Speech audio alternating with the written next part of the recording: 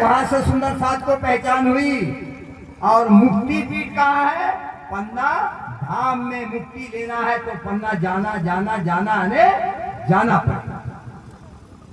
ठीक है।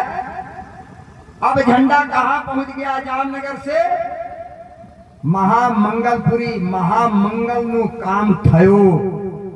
महामंगल का काम हुआ कि वहां पर सब सुंदर साथ मिल करके अक्षरातीत पार ब्रह्म प्राणनाथ जी को पहचान गए।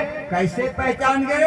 जो पत्राचार हुआ, दोनों से आदान प्रदान हुआ और शिव भाई और राम भाई का जो प्रसंग आया उसमें सब सुंदर साथी कह दिया, बस श्री जी साहिब जी हम जान गए, समझ गए कि आप हमारे साथ जो है छिप छिप करके रहे थे, अब हम आपको छिपने देंगे नहीं। अब चलिए जागने का काम जो है यहाँ से शुरू कीजिए। आप जागने का झंडा उठाइए, हम आपके जो है कदम पर कदम रख करके चलेंगे। इसलिए महामंगल ना काम हुआ तो उसने पुरी का नाम क्या पड़ा? महामंगल पुरी। और वहां पर झंडा फहराया गया जागनी का। ठीक है। अब वहां से जागनी के झंडे को जो हकीकी झंडा है उसको लेकर के श्री जी साहेब जी अपने कंधे पर चढ़ देते हैं।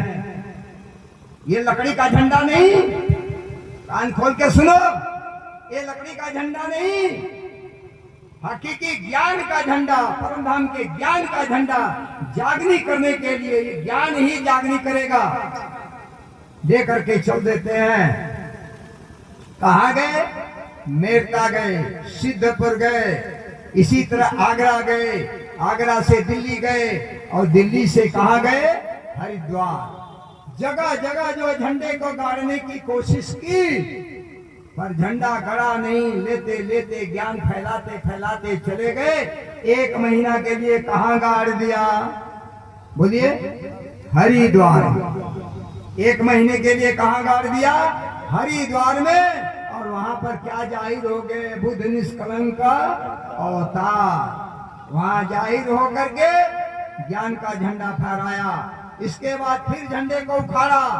आप करोगे हम उखाड़ा, बारी में मैं अभी सुना दूंगा।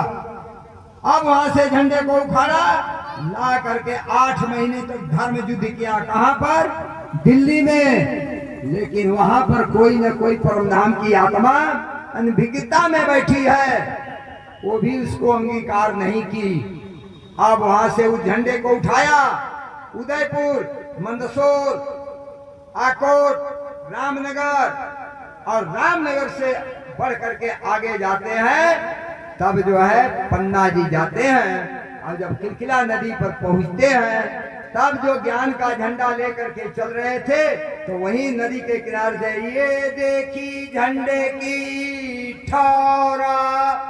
अब जागनी का झंडा यहाँ गड़ेगा और जब तक महाप्रलय नहीं होगी तब तक यहाँ से झंडा उखड़ सकता नहीं। बोलो पन्ना धाम की जय, पन्ना धाम की जय। ये है पन्ना की महत्ता।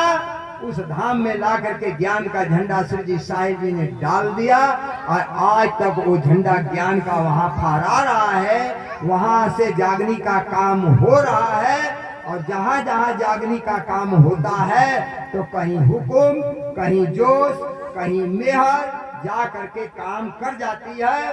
केते ठौरो सुहागनी तिन सब ठौरो उजास पर इतथे जोत जब पसरे तब ओ ले उसी प्रकाश। कोई शक्ति लेना है तो पन्ना जी जाना पड़ेगा, जागनी करना है तो मत्था टेकना पड़ेगा।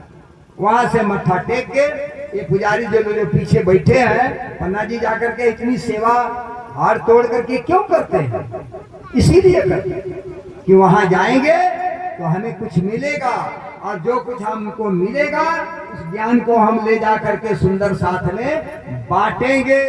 तो जो झंडा पन्ना जी में ज्ञान का गड़ा हुआ है वो महामती के धाम हृदय में जो ज्ञान का सागर, इलम का सागर है, उसकी एक बूंद ए बारी है।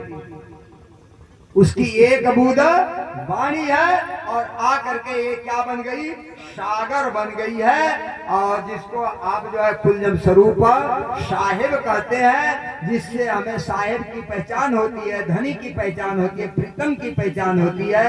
तो ये ज्ञान का झंडा सर्वप्रथम अरब में, तो वहां भी नहीं फहरा, फिर इसके बाद जामनगर में वहां भी नहीं फहरा, इसके बाद जो सूरत में आया कुछ दिन तक रहा, फिर वहां से उठा, अब कुछ दिन तक जो हरिद्वार में, कुछ दिन तक दिल्ली में, उदयपुर इत्यादि इत्यादि होते हुए कहाँ जा करके स्थायी झंडा गड़ गया, पन्ना धाम में। और आज भी वहां ज्ञान का झंडा है।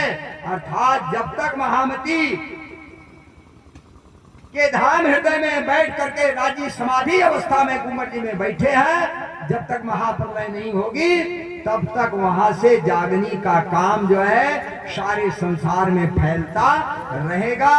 उस समय जाहिरी रूप में श्री जी साहब जी सबको हुक्म दीजिए कि किसी को जामनगर भेज दिए, किसी को जो है लखनऊ भेज दीजिए, भेज करके। और उस समय 7 जी से 7 वर्ष तक जागनी का कार्य कराए। इसके बाद प्रभंसों ने धीरे धीरे जागनी करने का काम किया, लेकिन दज्जाल ने भी उनका पीछा छोड़ा नहीं। और 200 वर्ष तक वाणी एकदम ढपी रही, बंद रही। समय करवट लिया, ये झंडा का कभी भी नुकसान हो सकता नहीं। जो भाई सुन लीजिए, ये जो झंडा